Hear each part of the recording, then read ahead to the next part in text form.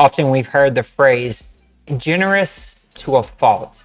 This idea of like being so generous, so giving that allows people to take advantage of you. And so we've given it this label, being generous to a fault. Even in like our real lives, like tax purposes, you get tax breaks for being generous, for giving things away. Even science has proven that like biologically, good chemicals are released when we do good for others, when we give things away. It feels good. Not only does it feel good, but it's one of the easiest ways to begin to battle depression, of putting others' needs before your own.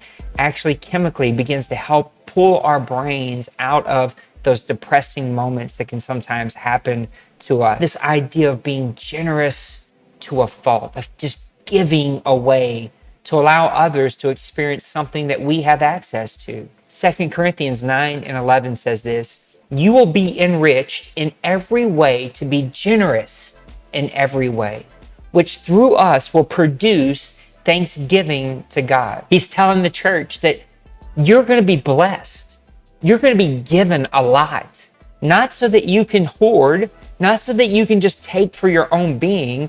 You're being given these things so that you can generously give to those around you, that you can pour in to those around you.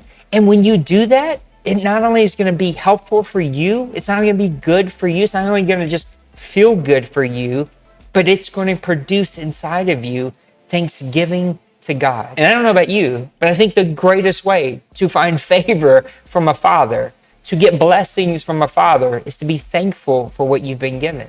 As a parent, when your kids are thankful for the things that you give them, it makes you want to give them more. It makes you want to do more for them because they are thankful for it. They understand the opportunities that they have been given and where it comes from. We are to live a life. Part of what's next in growing in Christianity is to live a life of generosity, to live a life of giving. And yes, others may take advantage of you, but that's what it's made for.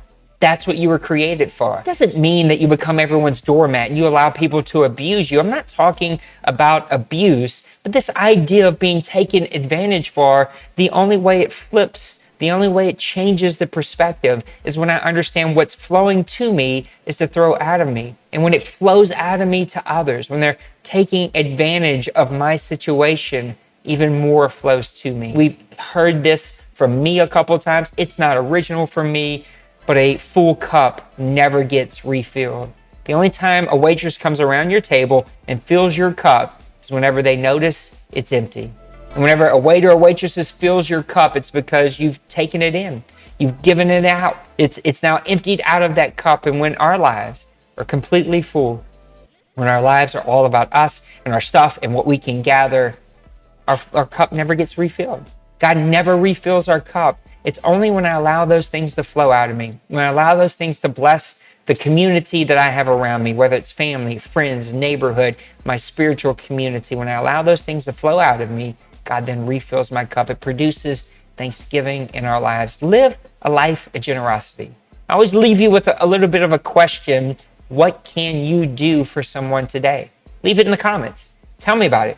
Tell me what you've done for somebody today. Tell me a way that you have been generous to somebody today. And let's keep those stories going.